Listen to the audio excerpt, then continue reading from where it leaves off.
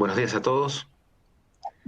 Mi nombre es Roberto Carlos Rivas, socio del área legal y tributaria de PwC Chile, y quería darle la cordial bienvenida a nuestro seminario Situación Migratoria Actual y Futura Reforma Previsional. Agradecemos nuevamente la participación de todos ustedes en nuestro seminario de hoy. Para nosotros en PwC Chile es un privilegio poder llegar a todos ustedes y compartir nuestra visión sobre temáticas relevantes para quienes lideran las áreas de recursos humanos como son todos ustedes. Para quienes nos acompañan por primera vez, quería comentarles que desde mediados de marzo, nuestro equipo de servicios laborales de PwC ha iniciado una serie de ciclos de seminarios en línea, donde hemos tratado temas de interés para los departamentos de gestión de personas que han surgido a propósito de la crisis sanitaria. En el día de hoy contaremos con la exposición de nuestra colega Gloria Droguet, gerente del equipo de servicios laborales de PwC y experta en temas migratorios. También con Francisca Álvarez, abogada y gerente de nuestro equipo de servicios laborales, y con la presentación de Gabriel Harper, abogado también y gerente de nuestro equipo laboral. La agenda que hemos preparado y que queremos compartir con ustedes es visas y potenciales contingencias que enfrentan las empresas hoy día por este tema, y queremos debatir el proyecto de reforma previsional, seguridad social y su sistema y el impacto en las relaciones laborales. Quienes deseen realizar preguntas lo pueden hacer en el recuadro que encontrarán al lado inferior izquierdo de su pantalla. Se irán respondiendo las que el tiempo así lo permita. Sin más, nuevamente les doy la bienvenida, muchas gracias por participar y los dejo con mi colega Gloria Droguet. Muchas gracias.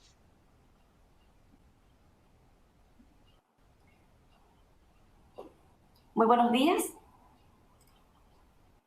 Así como señalara Roberto, hoy en día vamos a ver un tema bastante interesante que está relacionado con la situación migratoria, que producto de la pandemia se ha visto bastante perjudicada muchos trabajadores extranjeros. ¿Ok?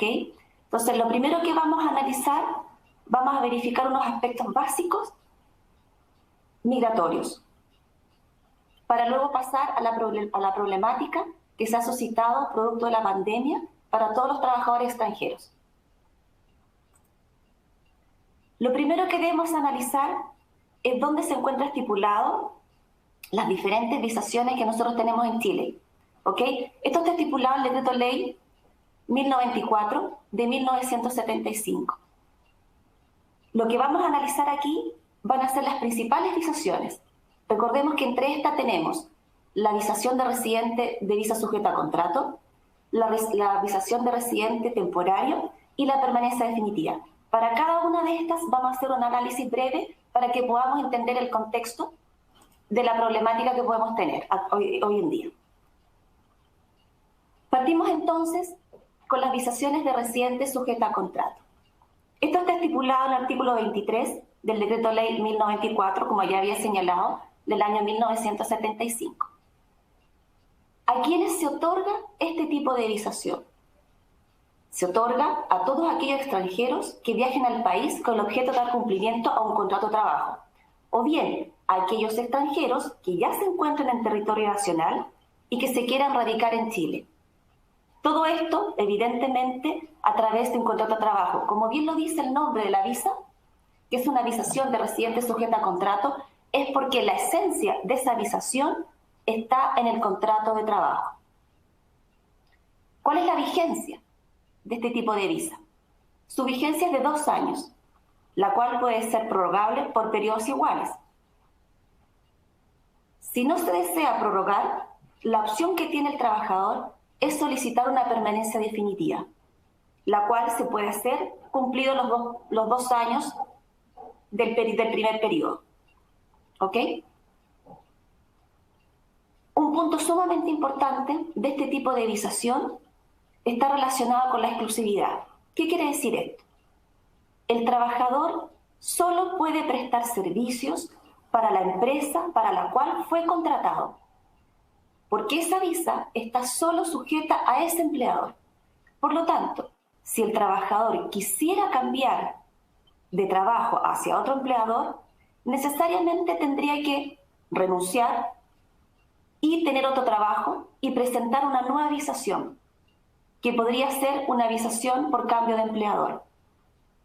Sin embargo, si termina su relación laboral, no podrá prestar servicios para otro empleador, porque inmediatamente ese tipo de visa caduca, por lo tanto debería presentar otra visación.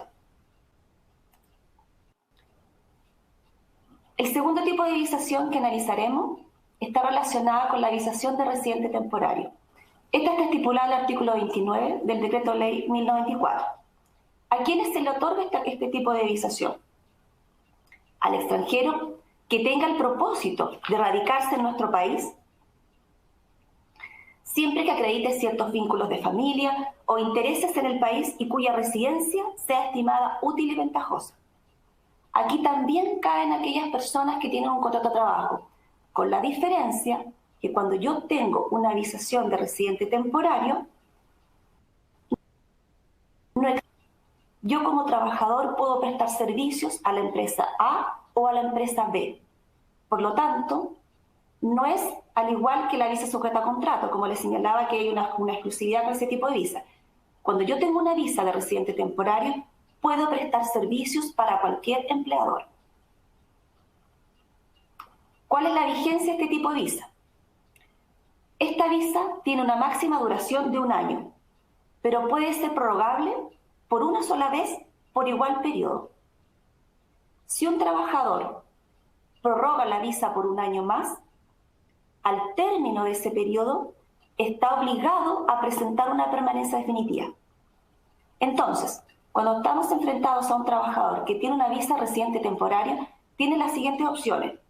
Cumplido el primer año, puede solicitar una visa permanencia definitiva. O bien, si la prorroga, al segundo año está obligado a solicitar una permanencia definitiva. Si no la solicita, deberá abandonar el país. ¿Ok? Ahora, una gran distinción, como ya les había señalado, era la no exclusividad, pero también el periodo. Recuerden que la visa sujeta a contratos, su periodo es de 2 años. Sin embargo, esta visa es el periodo de 1 año, con la posibilidad de al término del año solicitar la permanencia definitiva. Sin embargo, la sujeta a contrato, recién a los 2 años podría yo solicitar la permanencia definitiva.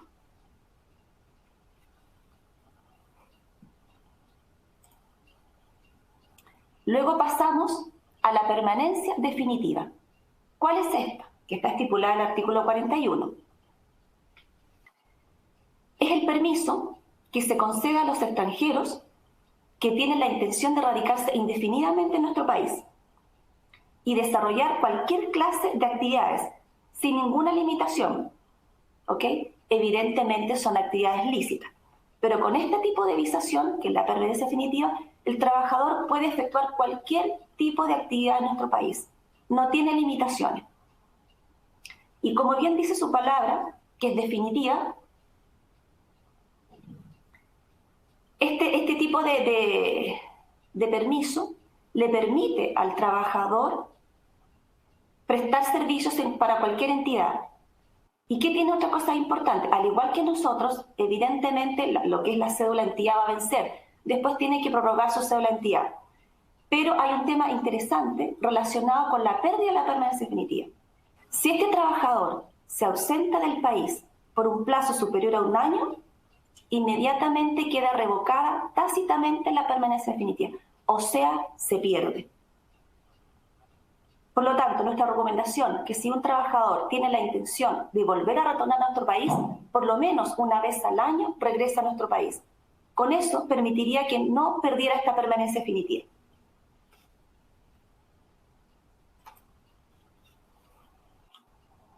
Bueno, ahora que hemos analizado los tipos de visaciones básicas que tenemos en nuestro país, pasaremos a explicar cuáles han sido las problemáticas que se nos ha suscitado producto de la pandemia. Primero, como ustedes podrán recordar, tenemos nuestras fronteras cerradas. ¿Qué significa esto? Que existe prohibición de ingreso a nuestro país. con la salvedad de que solo podrán ingresar a Chile aquellos que son chilenos y aquellos extranjeros con residencia en Chile. ¿Qué se entiende que tengan residencia en Chile? Aquí tenemos que distinguir que no es lo mismo la residencia tributaria de aquella residencia migratoria. Cuando hablamos de una residencia en Chile para efectos migratorios, estamos hablando de que la persona cuenta con un permiso para trabajar en nuestro país. ¿Ok? O cuenta con un permiso para residir en nuestro país. ¿Cuál es ese permiso? Puede ser una visa residente de sujeta a contrato, puede ser una visa residente temporario o puede ser una permanencia definitiva. Cualquiera de esas visaciones que se encuentre vigente, la persona puede ingresar a nuestro país. Ahora, también tenemos aquellos casos de aquellos extranjeros que han efectuado una solicitud de residencia y la tramitación se encuentra en proceso. Si esta tramitación está en proceso y aún no es acogida a trámite, la persona no puede ingresar a Chile. Por lo tanto, necesariamente, para que la persona esté facultada para ingresar a nuestro país, debe tener el documento de visa en trámite, ya sea una visa en trámite de una sujeta a contrato, una visa en trámite de una visa temporaria o bien una visa en trámite por la permanencia definitiva. En caso contrario, no podrá ingresar a nuestro país. ¿Qué otra problemática hemos tenido? La vigencia de las cédulas de identidad para extranjeros. ¿Ok? La cédula de identidad para los extranjeros, dada la contingencia actual que tenemos, se ha procedido a extenderlas. Pero para que sea válida su extensión, la visación que tiene la persona natural debe estar en trámite. ¿Qué significa esto? Haber efectuado la presentación ante la autoridad migratoria y que la autoridad migratoria la haya cogido en trámite, o sea, la visa se encuentra en proceso. ¿Y hasta qué periodo se extiende? Se extiende hasta el 31 de diciembre del 2020 todas aquellas cédulas de identidad que hubieran vencido durante el año 2019. Tratándose ahora de las cédulas de identidad que vencen durante el año 2020, estas serán prorrogables por un año más. Por ejemplo, si la cédula de identidad me vence ahora en agosto de 2020 y yo cuento con un documento de visa en trámite, quiere decir que a agosto del 2021 será extendida mi cédula de identidad.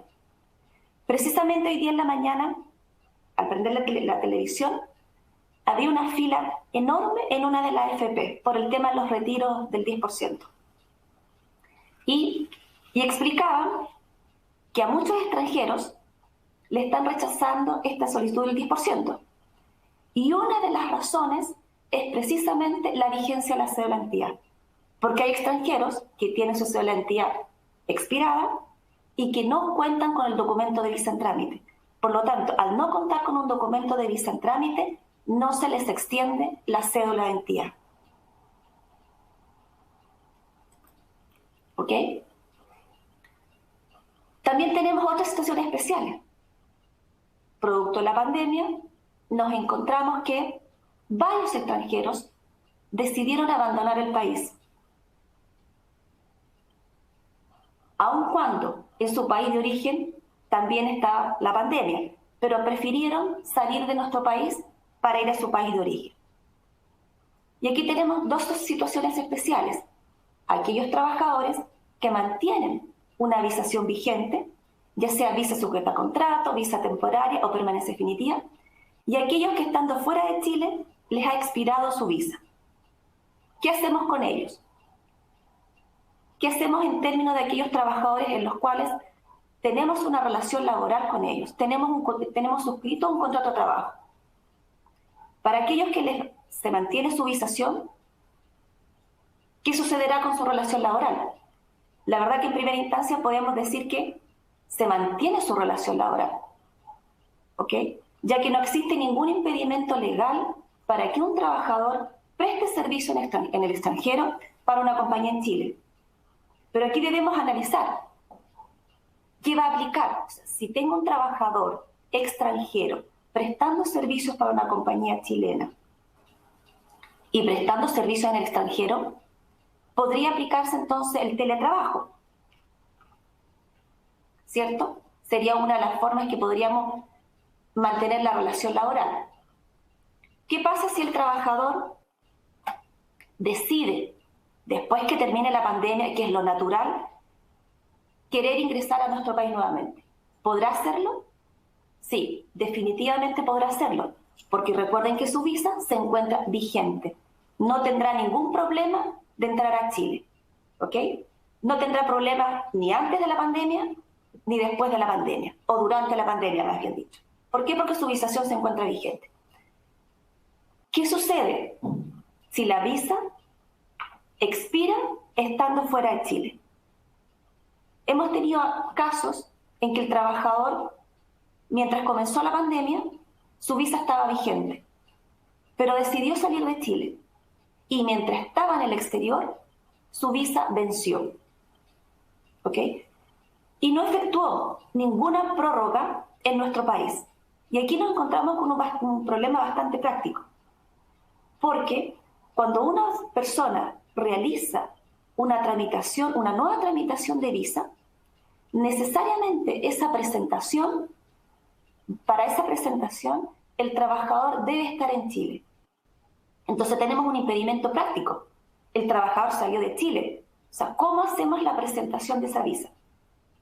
La verdad que no hay forma, porque la autoridad exige que el trabajador, para hacer una presentación, ya sea una prórroga de visa sujeta a contrato, una prórroga de una visa temporaria o bien solicitar una permanencia definitiva, debe estar en Chile.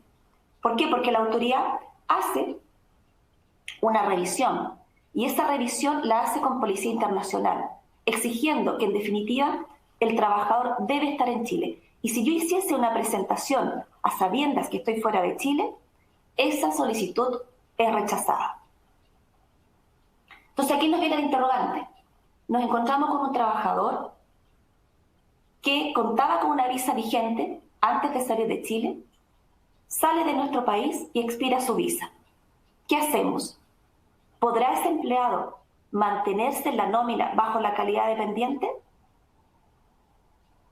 Pareciera que, al igual como mencionamos anteriormente, si mantiene una visa vigente, no debería haber inconveniente, porque en definitiva yo puedo pensar, el trabajador puede perfectamente prestar servicio en extranjero para una compañía en Chile. Recuerden que si yo soy un extranjero y quiero prestar servicios en el extranjero, no en territorio nacional, no debo por qué tener una visa, ¿ok? ¿Voy a poder ingresar a Chile durante la pandemia? No voy a poder volver a ingresar a Chile, porque necesariamente para que pueda ingresar a Chile, debo contar con una visación en trámite. Si terminada la pandemia, quisiera ingresar, la única forma por la cual yo podría ingresar es siendo un turista, o sea, ingresar con una visa turista. ¿Ok? ¿Cómo hacemos entonces? ¿Cómo podemos mantener la relación laboral de estos trabajadores? Podríamos pensar, ok, mantenemos el contrato de trabajo, el cual está vigente, pero deberíamos efectuarles anexos laborales, porque ahora el lugar de prestación de servicio ya no es Chile, el lugar de prestación de servicio es en extranjero. Por lo tanto, necesariamente debería cambiar el lugar de la prestación del servicio. Y además, debería establecer las nuevas condiciones por las cuales estaría trabajando este trabajador, o sea, bajo condiciones de teletrabajo. También podría analizar otra cosa. Podría verificar, a lo mejor, efectuarle un contrato de prestación de servicio honorario. Pero para esto debemos ser sumamente cautelosos, porque debemos verificar si es que no existe vínculo de subordinación y dependencia. Porque si existe este vínculo, gatillamos inmediatamente en un contrato de trabajo. ¿Ok? Recuerden que el contrato de trabajo se rige por las normas del Código del Trabajo. Sin embargo, la prestación de servicio honorario no está estipulada en nuestro Código del Trabajo. Es una relación contractual totalmente diferente. Entonces, ¿cuáles vendrían a ser nuestros efectos? Perfectamente la compañía puede pensar, ok, este trabajador sale de Chile, quizás no quiere retornar a nuestro país, por lo tanto, podría existir la intención de dar término al contrato de trabajo. Si damos término al contrato de trabajo, significa que debo aplicar alguna de las causales legales para dar término, ya sea artículo 161 o bien artículo 159 del Código del Trabajo. ¿Pero qué significa esto? Si yo aplico una norma del artículo 161, debería ser por desahucio. Y esto significa que se gatillan indemnizaciones por año de servicio. Indemnización del aviso previo, indemnización por año de servicio y feriado proporcional. Feriado proporcional se gatilla en cualquiera de las eventualidades. Cualquier término o relación laboral se va a gatillar el feriado legal. ¿Ok? Ahora, si decido no efectuar el finiquito de la relación laboral, puedo hacer perfectamente un anexo al contrato de trabajo, donde se mantienen las condiciones de remuneraciones, solo que la estipulación cambia el lugar de prestación de servicio y además cambian las condiciones porque ahora el trabajador probablemente estaría haciendo teletrabajo. Y eso debería ser estipulado en un anexo al contrato de trabajo. ¿Okay?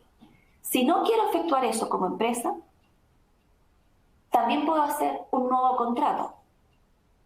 Pero esto va a significar, quizás, el pensar reconocer años de servicio y habría que verificar bien con el trabajador cómo se podría estipular todo esto. Porque si tú partes con un nuevo contrato de trabajo, significa de inicio la nueva relación laboral, se podría pactar reconocimiento de años de servicio, como lo mencionaba anteriormente. ¿Ok?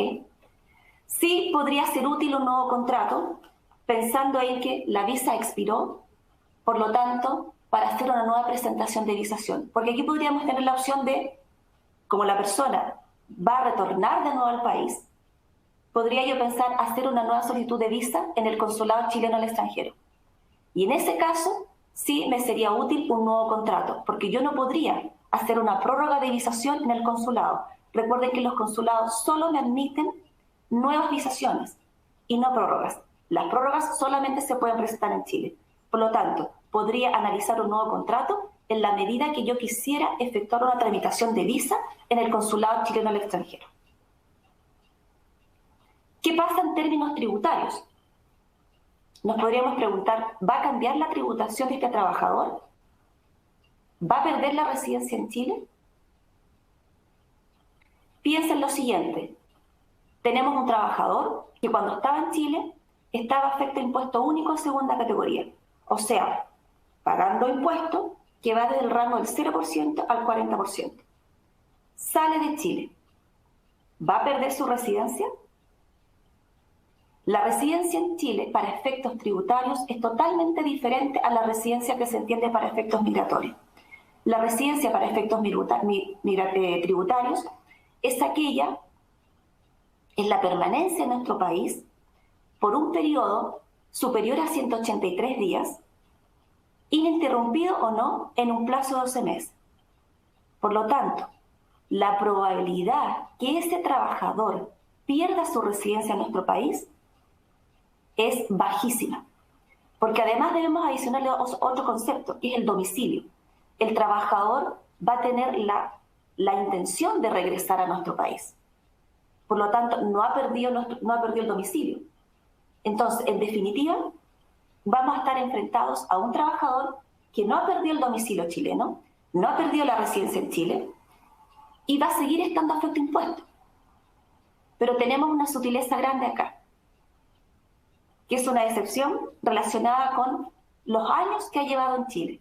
Recuerden que todos aquellos extranjeros con menos de 3 años en Chile solo pagan impuestos por aquellas rentas de fuente chilena.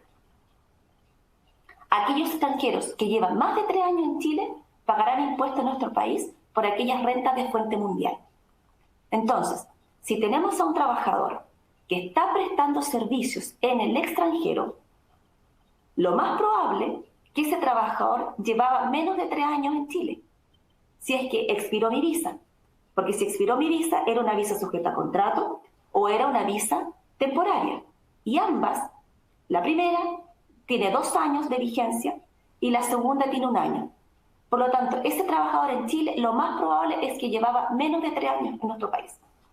Eso significa que los ingresos que está percibiendo durante el periodo en el cual está trabajando fuera de Chile no estaría afecto a tributación en nuestro país, porque se entenderá como una renta de fuente extranjera. Y no está afecta a tributación porque los trabajadores extranjeros con menos de 3 años en Chile solo están afectos a impuestos por su renta de fuente chilena. ¿Ok? Ahora, ¿qué sucede a nivel de efecto previsional? Si mantiene la relación laboral en calidad de dependiente, continuará con su seguridad social en Chile.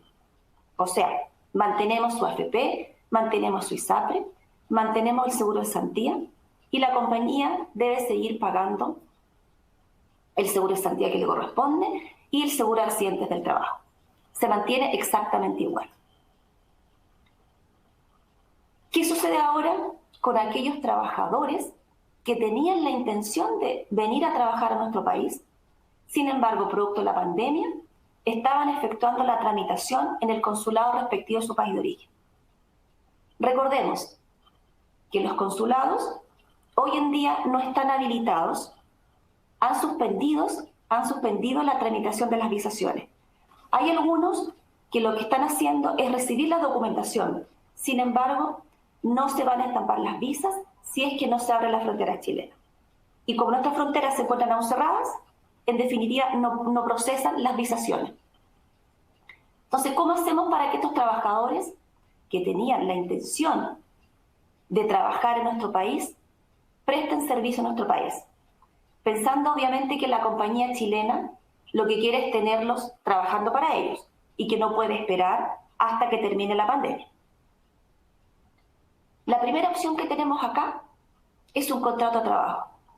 Perfectamente podemos efectuar un contrato de trabajo a ese trabajador extranjero. Porque como les mencionaba anteriormente, la regulación laboral chilena no impide que exista un vínculo laboral entre el empleador que está radicado en Chile y el trabajador que va a prestar servicio al extranjero. ¿Qué aplicaría aquí? Este contrato de trabajo debería establecer la prestación de servicio al extranjero y además la prestación de servicios vía teletrabajo. Pero aquí debemos considerar algo sumamente importante. La compañía chilena deberá tomar todas las medidas eficaces para proteger la integridad, salud y vida del trabajador, que son las condiciones especiales de teletrabajo. Por lo tanto, se deberá resguardar todas esas condiciones. ¿Qué va a suceder con este trabajador en términos de su tributación? Residencia no va a tener, porque recuerden que la residencia tiene que estar más de 183 días en nuestro país, ininterrumpido o no, en cualquier periodo de 12 meses. Este trabajador no ha ingresado a nuestro país, por ende, residencia no hay. Domicilio menos, no tiene ninguna intención hoy, o sea, no está en Chile, domicilio no va a tener. Lo único que tenemos es un contrato de trabajo. Por lo tanto, aquí estamos enfrentados a un trabajador que va a tener la calidad de no residente en nuestro país. ¿Y qué significa esto? Que va a estar afecto a impuesto adicional. Las tasas del impuesto adicional, la tasa general es de un 35%. Sin embargo, si ese profesional, sus servicios son técnicos, son profesionales o técnicos, la tasa puede verse disminuida a un 15%. ¿Ok? Ahora, recordemos que esta tasa del 35% y 15% no admite deducción alguna. ¿Qué significa esto? A diferencia de una persona que está bajo impuesto único de segunda categoría, cuando se les aplica el impuesto único de segunda categoría, se hace un cálculo donde se considera el total de la remuneración que percibe y se descuenta la seguridad social. Cuando estamos enfrentados a una persona que es no residente, su tributación del 35% y del 15% no permite rebaja de seguridad social. Por lo tanto, ese 35% o ese 15% va a ser calculado directamente de la remuneración que esta persona percibe. ¿Ok? ¿Qué sucede en términos de previsionales? Si lo tenemos con un contrato de trabajo, va a estar la obligación de pagar la seguridad social en Chile. Sin embargo, existen dos formas en las cuales ese trabajador podría eximirse de pagar seguridad social en Chile. Uno es a través de la ley 18.156, que permite que aquellos profesionales técnicos que cuenten con un título profesional y que estén cubiertos en el extranjero por 4 coberturas: salud, vejez, invalidez y muerte, puedan no pagar seguridad social en Chile. ¿Okay? Pero para eso deberán acreditarlo con las certificaciones correspondientes de los organismos previsionales del extranjero. ¿Okay? Hay una distinción. A pesar de que esté cubierto por esas 4 coberturas, en Chile existe la obligación del seguro de cesantía y la obligación de accidente del trabajo, ya que esta ley 18.156 no está cubierto por esas 2 coberturas de seguro de cesantía y de accidentes del trabajo. ¿Ok? Entonces, esa es una forma de eximirse la seguridad social en Chile, parcial, pero es una forma. La otra forma por la cual se puede eximir de pagar seguridad social en Chile es a través de los convenios de seguridad social que tenemos vigentes. Nuestro país cuenta con varios convenios de seguridad social, con varios países. Entonces, si el país del cual el trabajador es y tenemos convenio, lo que él puede hacer es solicitar un certificado de cobertura. Con ese certificado de cobertura puede ese trabajador eximirse de pagar seguridad social en Chile. Pero aquí debemos analizar específicamente las coberturas que tiene cada convenio, porque hay convenios que sí están cubiertos temas, por ejemplo, de cesantía, pero hay otros convenios que no lo tienen. Por lo tanto, aquí debemos ser sumamente acuciosos para verificar el convenio en el cual está suscrito el trabajador y cuáles coberturas no debería pagar en nuestro país. ¿Ok? Ahora, si definitivamente analizamos y decidimos que queremos a este trabajador en Chile, pero no queremos efectuarle un contrato de trabajo, porque no queremos estar verificando las condiciones de teletrabajo. Por ejemplo, perfectamente podría existir un vínculo de un servicio a honorarios. O sea, efectuar un contrato bajo prestación de servicios a honorarios. Pero acá, como les había señalado anteriormente, debemos resguardarnos del vínculo de subordinación y dependencia. Porque si definitivamente existe un vínculo de subordinación y dependencia, estamos obligados a establecer un contrato de trabajo y no un contrato de prestación de servicios. ¿Qué va a significar esto? Que para efectos tributarios, por ejemplo, va a regir la misma norma. La tributación va a ser un 35% porque sigue siendo no residente, o de un 15% si estamos hablando por servicios profesionales o técnicos. Entonces, en resumen, aquí lo importante es verificar varias cosas. Primero, si tenemos a los trabajadores con la visación vigente. Si los tenemos con la visación vigente, no va a haber inconvenientes porque mantenemos su relación laboral. Ahora, ¿qué pasa si ese trabajador, su visación se ha expirado? Ahí debemos resguardarnos qué en realidad queremos hacer con ese trabajador. Si va a existir un finiquito, si vamos a mantener la relación laboral, o bien si vamos a hacerle un nuevo contrato para efectos de presentación de visa.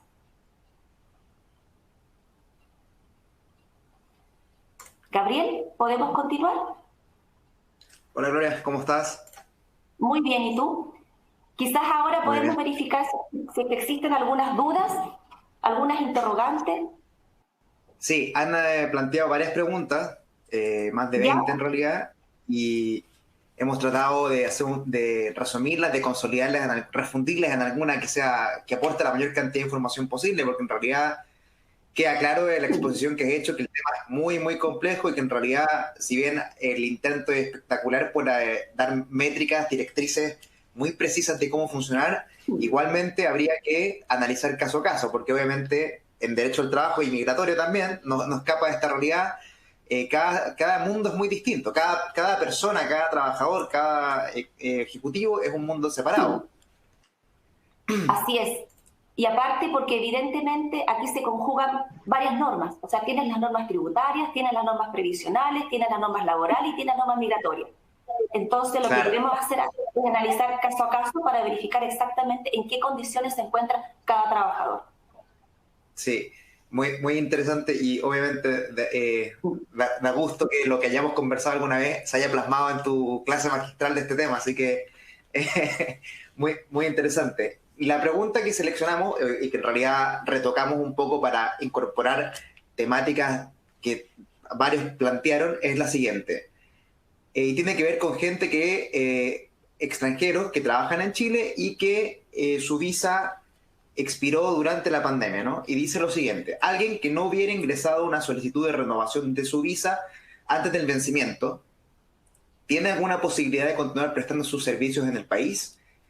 Y esto yo lo entiendo porque me puedo imaginar, por ejemplo, alguien que tenga una visa que haya expirado, por ejemplo, en mayo por plazo o en abril y estaba todo comenzando la pandemia, entonces nadie quería salir o los que podían no salir no salieron en su mayoría y por supuesto extranjería y la PDI quizás no estaban atendiendo gente, por ejemplo, y finalmente por cualquiera de estos motivos o cualquier otro, como ocurre en estas situaciones, no solicitó la renovación de su visa. ¿Qué pasa con él? Porque si se queda en Chile, por ejemplo, o se tiene que ir, yo creo que por ahí apunta o sea, esa es mi apreciación de la pregunta.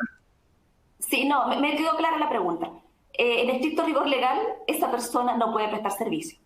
Si no hizo la presentación de su visa, de su prórroga, no solicitó la prórroga de sujeta a contrato o la prórroga de la visa temporaria o solicitó la permanencia definitiva, no puede prestar servicios. Lo que debería hacer esa persona es multarse.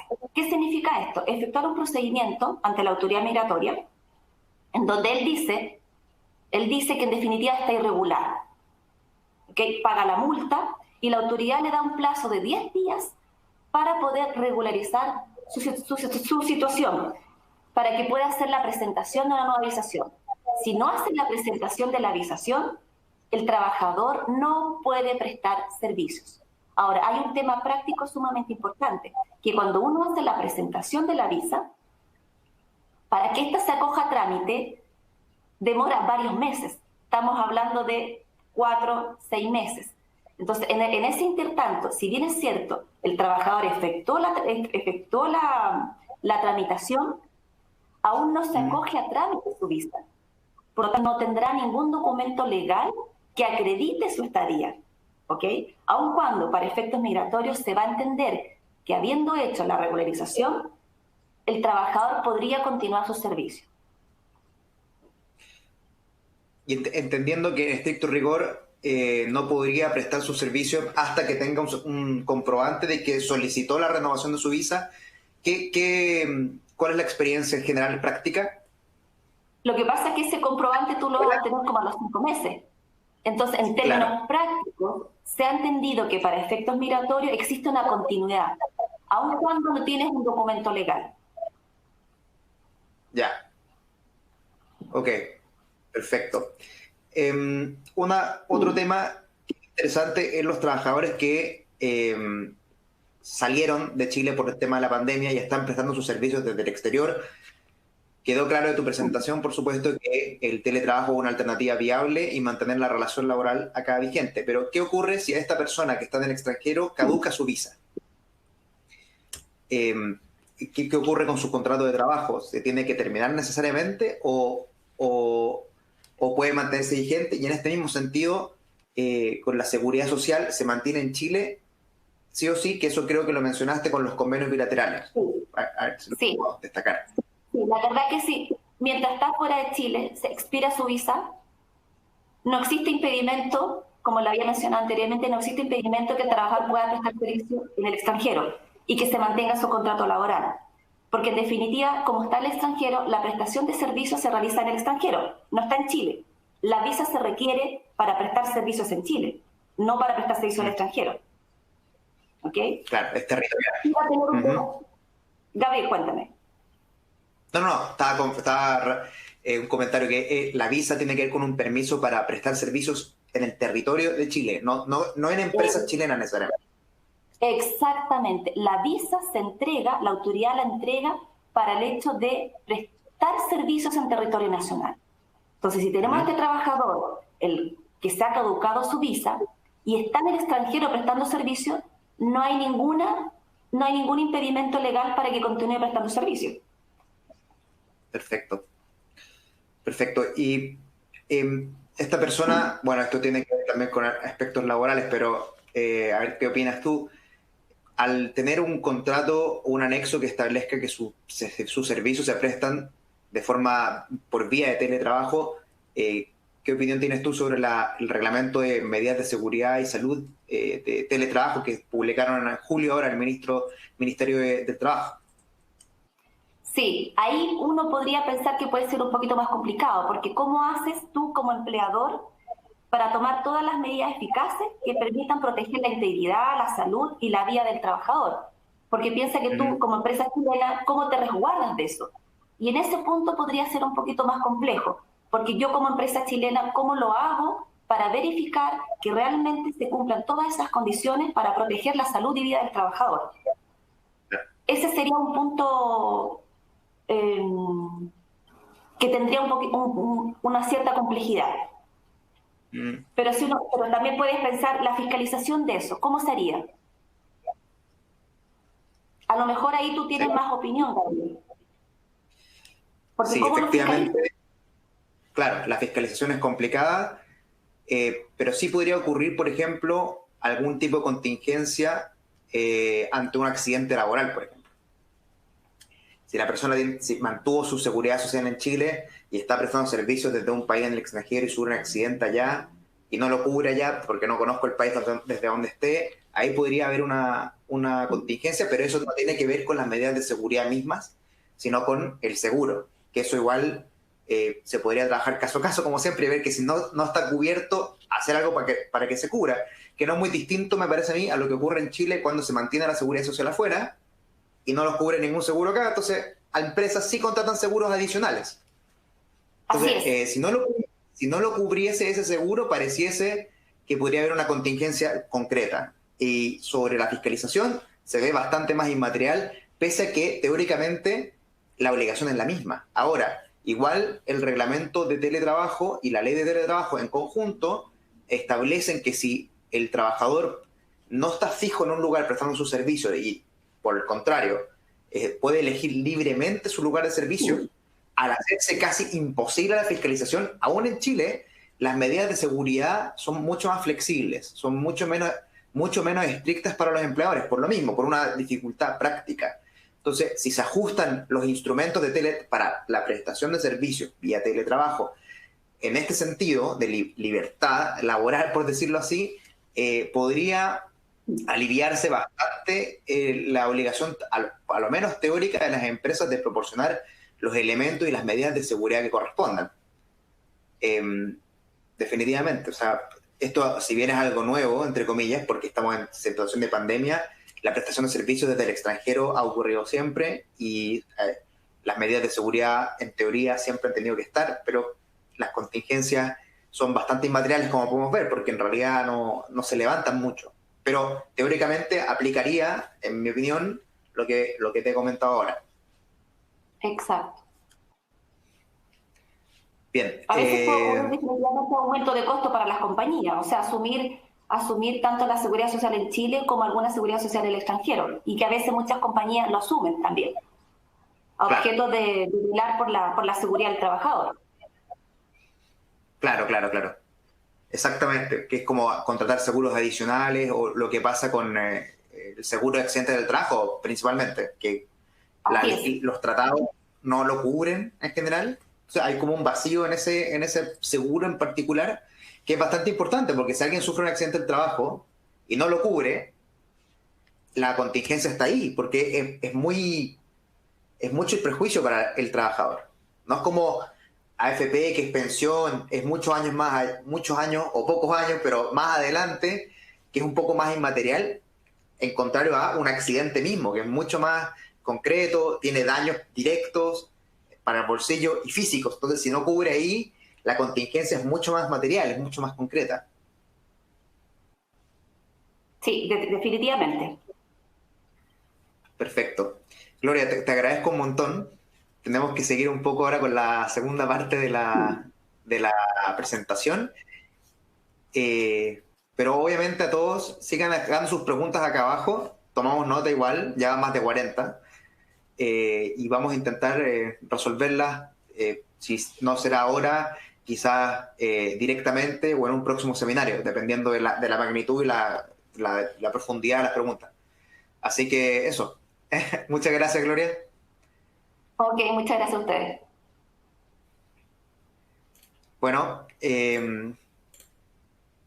hola a todos. Bueno, yo soy Gabriel, por supuesto. Ya me presentó Roberto y lo que voy a hacer yo a continuación es exponer sumariamente sobre el proyecto de reforma previsional que ha impulsado el gobierno, que obviamente es importante tener presente que está en desarrollo. Por supuesto, han cambiado mucho la circunstancia social y política del país, que hace creer que el proyecto tal cual como está presentado pueda sufrir variaciones y no menores. Pero, por último, para entender en qué estaba el debate, para entender hacia dónde se dirigiría, por lo menos si esta versión oficialista y de parte de la oposición en algún momento, ya no sé en qué habrá quedado eso, hacia dónde apunta y qué podemos esperarnos, cuáles son los lineamientos, y como nosotros como agentes de la gestión de personas al interior de las empresas u organizaciones de cualquier tipo, es importante también en este afán, esta intención colaborativa de generar una sinergia provechosa entre trabajadores en general y los empleadores. Es importante que conozcamos un poco, al menos, de qué se trata esto para poder conversar de esto, anticipar la conversación, ver en qué aspectos se podría mejorar o qué podemos hacer como comunidad u organización completa para mejorar esta situación. Tenía previsto comentarles de nuestra agenda, pero lo voy a mencionar muy rápidamente en honor al tiempo. Vamos a hablar del proyecto de ley de reforma previsional, en este sentido el nuevo sistema de pensiones que se propone, los cambios en la AFP que proponen, y luego Francisca Álvarez les va a comentar sobre la vigencia de las normas y algunas reacciones de la oposición al proyecto tal cual como está y lo que se ha conversado últimamente, que se ha dicho bastante, obviamente poco se ha presentado, entonces lo más concreto, lo que sea concreto acá lo vamos a tratar a lo menos superficialmente. Entonces, en primer lugar, sobre el proyecto de ley sobre reforma previsional, la ficha técnica, y esto también es para que sepan más o menos dónde estamos en este tema, es que el boletín es el 12.212 del 13, entonces con este número ustedes lo pueden filtrar en la página del Congreso para encontrar el proyecto, y el nombre es mejora de pensiones del sistema de pensiones solidarias, etcétera. Fue ingresado el 6 de noviembre de 2018. Recordar que el debate previsional fue parte del debate de la elección presidencial y por lo tanto se fue presentado más o menos rápido desde que asumió el gobierno actual, y es un proyecto que fue iniciado por el gobierno. Acá podemos ver que los autores son varios ministerios. ¿En qué está el proyecto de ley? En este momento está en el Senado y ya fue aprobado por la Cámara de Diputados en enero. Desde marzo está en el Senado y está con urgencia, que quiere decir eso, que debería discutirse con prioridad en la Comisión de Seguridad, de Trabajo y Seguridad Social, y seguramente la Constitucional también. Por lo tanto, y cómo funciona el sistema legislativo chileno, que tenga urgencia significa que se va a discutir prontamente. Y también quería destacar que el proyecto de ley tiene 16 títulos y consta de 251 páginas, es decir, es bastante profundo, por decirlo así. Muchas modificaciones y agregaciones, por supuesto, o sea, agregaciones, modificaciones y eliminaciones también. Así que es un cambio importante. Y acá lo que quería hacer a continuación es cuáles son los objetivos de esta reforma, que se los quería exponer también. En primer lugar, y por supuesto, es mejorar las pensiones de todos los que son beneficiarios del sistema previsional chileno. Luego, garantizar que nadie esté por debajo de la línea de la pobreza, que al día de hoy esto está fijado en 168.000 pesos por persona. Luego, el proyecto también pretende incorporar solidaridad en el sistema de pensiones. ¿Qué quiere decir eso? Que no solamente sea el trabajador el que aporta su ahorro individual, sino que sean otros actores también. Y en ese sentido puede ser el empleador o puede ser también el Estado eventualmente para el pilar solidario, que actualmente vemos que para el pilar solidario ya existe una serie de participación estatal, pero este proyecto propone también que sea el empleador el que se haga cargo. Y en este punto recordar que al día de hoy la cotización para la administradora de fondos de pensiones, que es la pensión de vejez, es de un 10%, como todos sabemos, más la comisión, que oscila entre 1 y 2%, por lo tanto es 11,5, 11,2%. Y todo este aporte sale de los ingresos de la remuneración, los ingresos brutos del trabajador. Entonces, esta reforma, por lo menos como está planteada el día de hoy, plantea un cambio de paradigma importante en este sentido.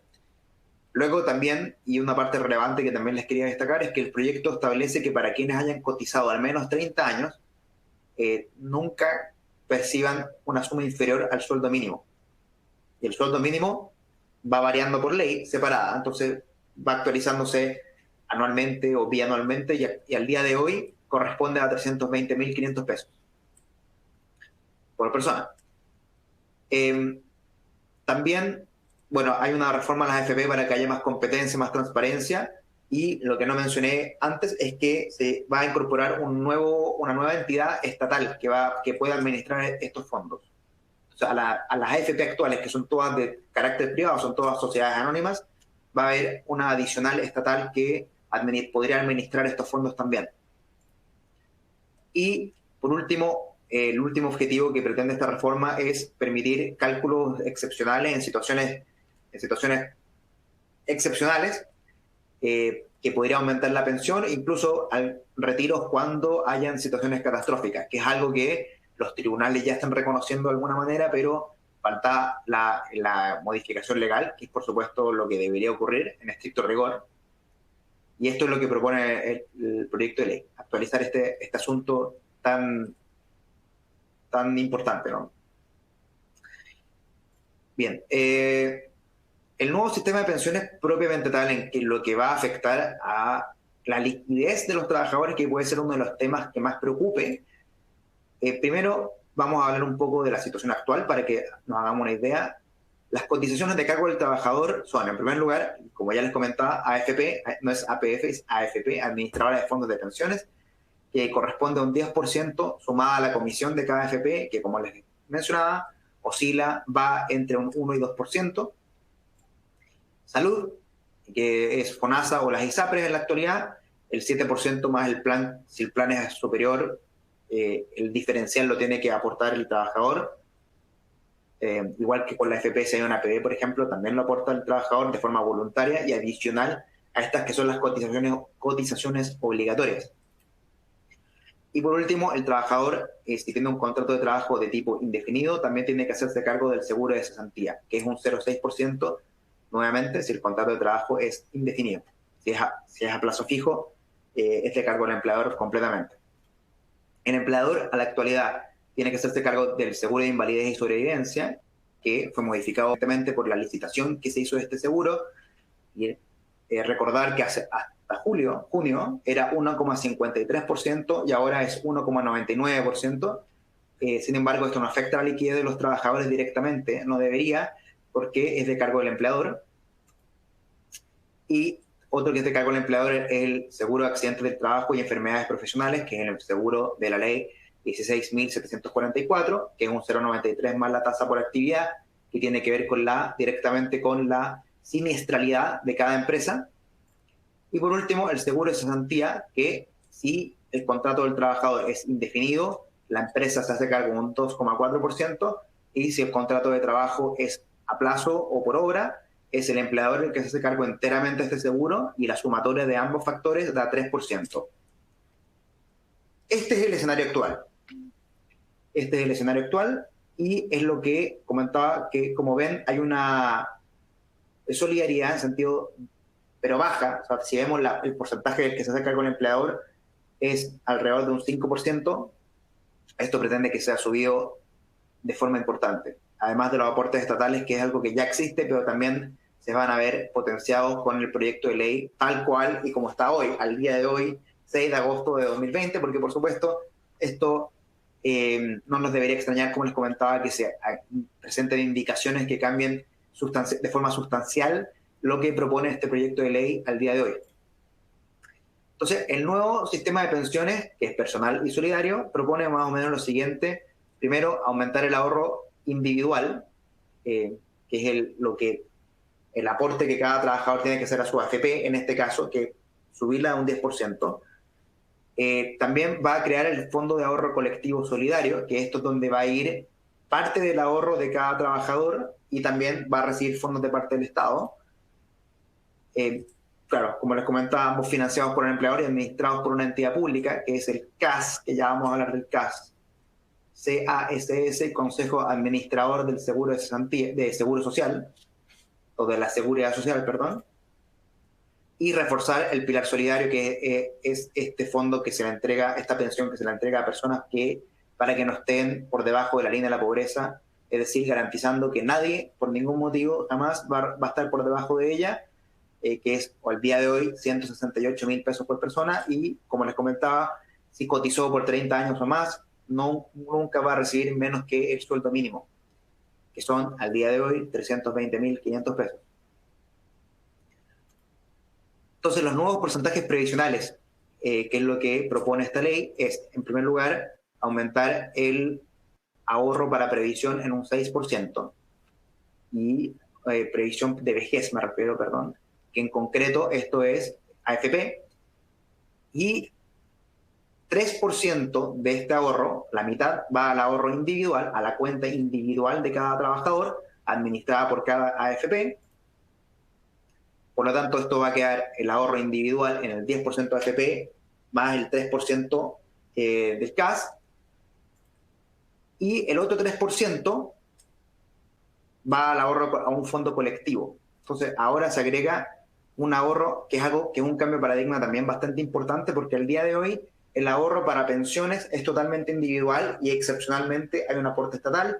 Lo que propone esta reforma es que haya un ahorro colectivo de todas las fuerzas de trabajo en general.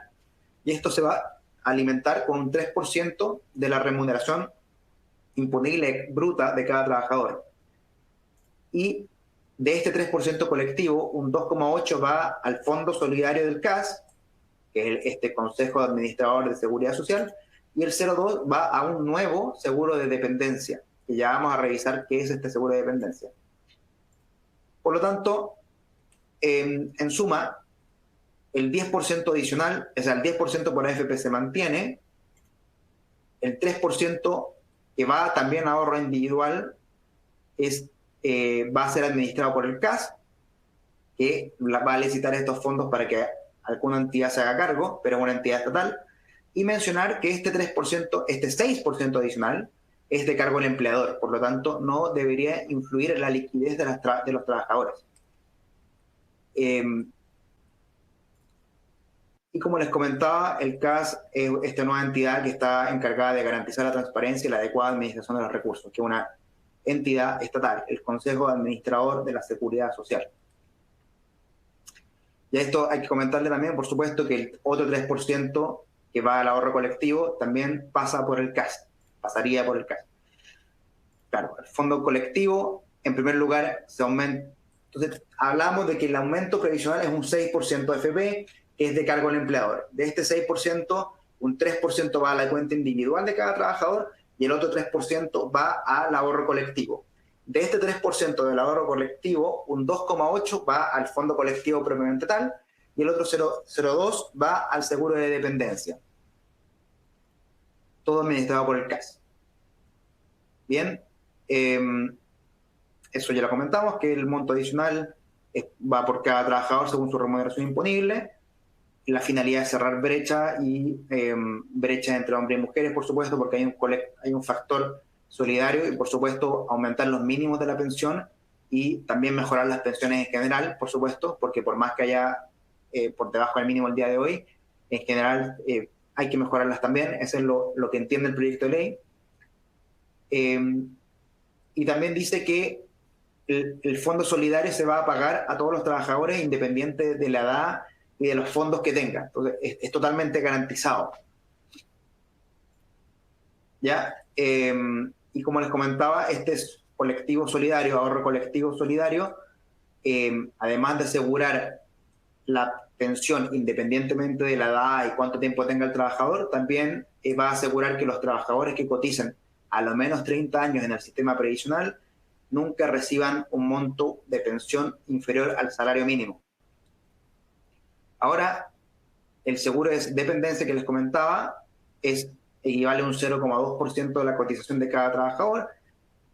Como les mencionaba, va a ser, según este proyecto de ley, de cargo del empleador, lo administra el CAS, y es un subsidio, o sea, y va a financiar un eventual subsidio por dependencia funcional severa. Y esto es adicional al seguro colectivo. Entonces, hay un apoyo que tiene un formato de que los que están cotizando al día de hoy están subsidiando a personas de edad mayor que tengan una situación de dependencia funcional severa y que pertenezcan a un segmento de vulnerabilidad de la población de Chile, que podría ser, se asemeja a los sistemas en que los trabajadores de hoy financian a los que están retirados. Esto tiene que ver un poco con ese sentido, con trabajadores exclusivamente que están en situación de dependencia. ¿Y qué significa esto? Personas que por razones derivadas de una o más condiciones de salud, de causa física, mental o sensorial, que inciden en la falta de capacidad funcional y que requieran asistencia permanente. Esta es la gente que va a recibir este apoyo adicional. Y se va a pagar con renta vitalicia mensual por las compañías de seguros y se extingue solamente al fallecimiento del beneficiario.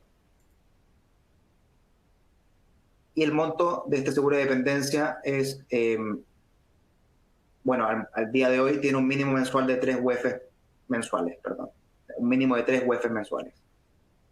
Y esto, como les comentaba, sería adicional a las pensiones que entreguen del fondo individual de cada trabajador y del fondo colectivo solidario también.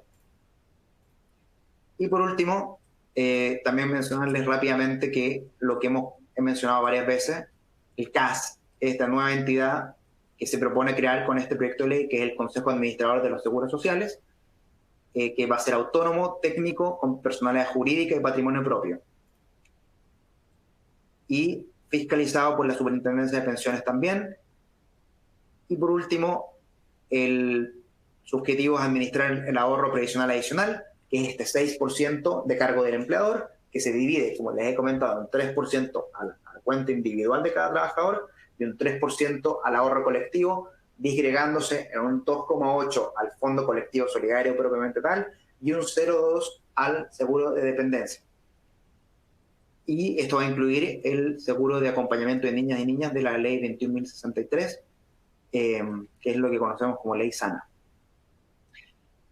Eso es lo que, en términos muy resumidos, porque como les comenté, es un proyecto de ley muy complejo, muy largo, de 251 páginas, pero nos interesaba, por supuesto, que puedan tener por lo menos un barniz de lo que propone este proyecto de ley. Así que, por supuesto, ahora los voy a dejar con Francisca. Hola, Francisca, que les va a exponer un poco de los temas que planteamos en la agenda. Así que eso, si nos queda tiempo al final, se ve difícil igual, vamos a intentar responder las consultas que se vayan formulando, pero de todas maneras las iremos respondiendo en la medida que el tiempo nos permita, si no es ahora, en un futuro próximo o en otro seminario también. Así que, bueno, Francisca, todo tuyo. Gracias. Entonces, bueno, siguiendo con la presentación, yo les quiero comentar hoy los cambios que la reforma previsional del gobierno incorpora al sistema de AFP, de las administradoras de fondos de pensión. Los principales cambios, no vamos a comentarlos todos, pero los que a nuestro entender son los principales y los que ustedes debiesen conocer. El primero tiene que ver con que cada AFP, cada administradora de fondo de pensiones, va a tener que crear un comité de afiliados, ¿Okay? Este comité de afiliados va a tener, tiene que tener al menos 5 miembros elegidos en el fondo por los propios afiliados de cada una de las AFP. Van a tener una duración de 3 años en este cargo, y la idea de este comité de afiliados es que sea un ente controlador en el fondo, respecto a la información que provee las AFP a los afiliados y los servicios que nos prestan. Por lo tanto, es un comité que tiene por objetivo, en el fondo, velar porque los servicios que presta la AFP a todos nosotros, digamos, sean oportunos, veraces, razonables, correctos. Así que es un buen, en el fondo, una buena incorporación en caso de que se apruebe. Luego, también la idea del proyecto previsional del gobierno es que exista una mayor competencia dentro del mundo de la AFP. ¿Okay?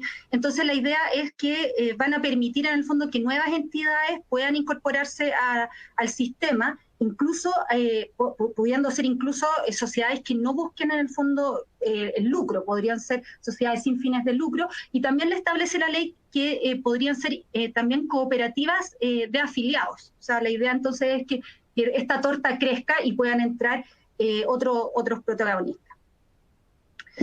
Luego también hay una nueva norma que establece que las AFP van a tener que devolver a las cuentas individuales un porcentaje de la comisión que se hubiese pagado por el afiliado durante un año determinado, en caso que los fondos hayan tenido una rentabilidad negativa. Así que esto también consideramos que es bastante positivo, digamos. En el fondo también la AFP que ir en el fondo también un poco con el riesgo de tener un mal año, la AFP también tendría que ir a hacerse cargo, como les digo, y devolvernos a nuestras cuentas una parte de la comisión que yo tengo que pagar mensualmente. Además, otra de las modificaciones que busca incorporar este proyecto es que las AFP también se hagan cargo de la cuota mortuaria, que es la cuota mortuaria, son los gastos de funeral, digamos, de algún afiliado a la AFP, pero aquellos que están fuera del pilar solidario. Entonces esto sería un costo en el fondo que tendrían que asumir las AFP respecto a estos afiliados en caso de muerte, que al menos hayan cotizado en el sistema por 5 años. Esto también es otro de los cambios que propone el proyecto. Y además también el Consejo Consultivo Previsional, que es una institución que tal vez no les suena o no lo conocen, pero que ya existe, en el fondo es un consejo que fue creado en la reforma del 2008, y que tuvo en ese momento la función de asesorar, tiene por hoy la función de asesorar al Ministerio del Trabajo y al Ministerio de Hacienda respecto a todos los temas de las pensiones solidarias. Y que hace también el proyecto del gobierno es entregarle un mayor número de facultades, en el fondo, a esta institución, a este consejo, con el objetivo de acercar más el sistema a la realidad tanto demográfica, económica y laboral que esté viviendo el país, ¿ya? Entonces tiene un sentido, como les digo, de acercar la realidad al sistema, respecto sobre todo al pilar solidario. Entonces, esto, como les digo, son las principales modificaciones que el proyecto del gobierno busca respecto a las AFP. Y luego queremos revisar la vigencia de las normas. ¿Qué ocurre en el fondo? ¿Cuándo van a entrar a regir las normas en caso de que este proyecto se apruebe? Las disposiciones de la ley, en general, van a entrar a regir desde el primer día del 13º mes siguiente a la publicación en el Diario Oficial. O sea, ¿qué significa esto? Que hay un plazo de un poco más de un año en el fondo para poder empezar a hacer uso de esta normativa.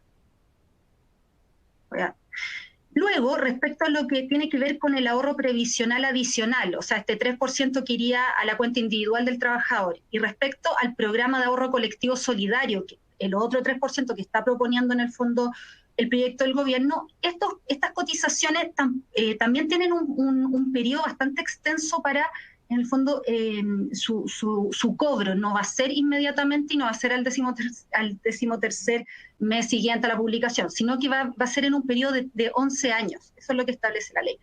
En el fondo, en un periodo de 11 años, el porcentaje total de este 6% que veníamos conversando con Gabriel, en el fondo, va a ser completamente, en el fondo, tenido que financiar por parte del empleador. ¿Okay? Luego, el fondo de dependencia también tiene en el fondo va va a tener su cobro definitivo se va a dar dentro del tercer año de vigencia de esta ley, y el Consejo Administrador de los Seguros Sociales, o sea, el CAS, va a tener que estar constituido como entidad pasado o en el fondo transcurridos 6 meses desde la publicación de la ley. ¿Okay?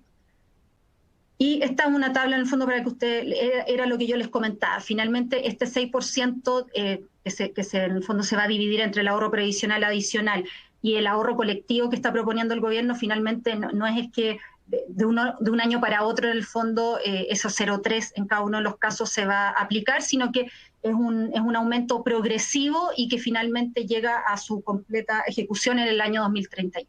Okay, para que esto también lo tengan presente.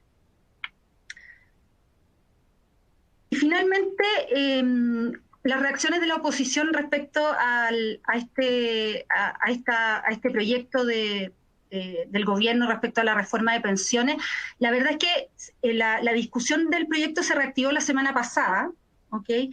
Y en la Comisión de Trabajo del Senado, una oportunidad en que un grupo de senadores de la oposición, les queremos comentar aquí, hizo una contrapropuesta, digamos, a la reforma en el fondo que está impulsando el gobierno. Esta contrapropuesta en el fondo se la presentó tanto a la ministra Saldívar, que estaba presente en esta reunión, en la reunión de la comisión, como al ministro Briones, digamos, que se comprometieron, digamos, a analizar. ¿Y en qué radica principalmente en el fondo la contrapropuesta que hace, como les digo, este grupo de senadores de la oposición? Radica principalmente no en cuanto a la cotización adicional, ya que en eso eso se mantiene, están de acuerdo con que sea el 6%, digamos, que este 6% sea efectivamente aportado o financiado por la empresa, por el empleador. Eso también es algo que la oposición están de acuerdo, pero la gran diferencia radica, digamos, en esta propuesta, es que ese 6%, lo que busca la oposición es que sea en el fondo destinado a un fondo solidario. En el fondo el 6% completo iría a un fondo solidario, a diferencia de la propuesta que en el fondo está incentivando el gobierno, que tiene que ver con que haya un aporte, una parte de la cotización adicional, este 3%, vaya a la cuenta individual de cada uno de los trabajadores y el otro 3% sea solidario. Entonces, aquí radica, digamos, la principal diferencia en el fondo con la propuesta de la oposición. Por lo que, efectivamente, esto es un tema que están dando, digamos, bueno, así ha salido la semana pasada, y esta semana salió, bueno, en la mayoría de los medios se recogió esta noticia, y como les digo, es un tema que hay que seguir en el fondo, que está en conversación, y es muy probable que vamos a tener más noticias respecto al contenido del proyecto, porque como les digo, además de esta es una de las propuestas que hace la oposición en conjunto con varias otras, digamos, pero que por un tema de tiempo, y bueno, no podemos tocarlas hoy, pero finalmente, como les digo, pero en el fondo la principal diferencia radica en lo que yo les digo, es cómo destinamos este 6%. El gobierno en el fondo es una diferenciación, 3% individual, 3% solidario. Oposición hoy, 6% quiere que vaya a un fondo solidario y colectivo. Así que con esto damos término a la presentación del día de hoy, a la charla. Buenísimo. Gracias. Gracias, Francisca. Ahí, bueno, para que nos sigan pendientes nuestras actividades. Estamos haciendo seminarios desde mediados de marzo, como se comentaba, bisemanalmente actualmente, o dependiendo de la actividad que sea legislativa o técnica que vaya correspondiendo a hacer alguna actualización. El grupo que se junta acá más o menos es constante, así que finalmente somos una mini comunidad de gestión de personas. Así que, bueno, obviamente agradecer su participación en tantas veces, y por supuesto nos vamos a seguir viendo. Desde luego, sigan mandándonos sus consultas, eso alimenta nuestros seminarios también, y podemos compartir lo que vamos desarrollando, vamos conversando, vamos respondiendo eventualmente. Así que, en nombre del equipo de servicios laborales de PwC, les mando un saludo a todos, un abrazo, y que estén muy, muy bien. Muchas gracias a todos. Chao, chao.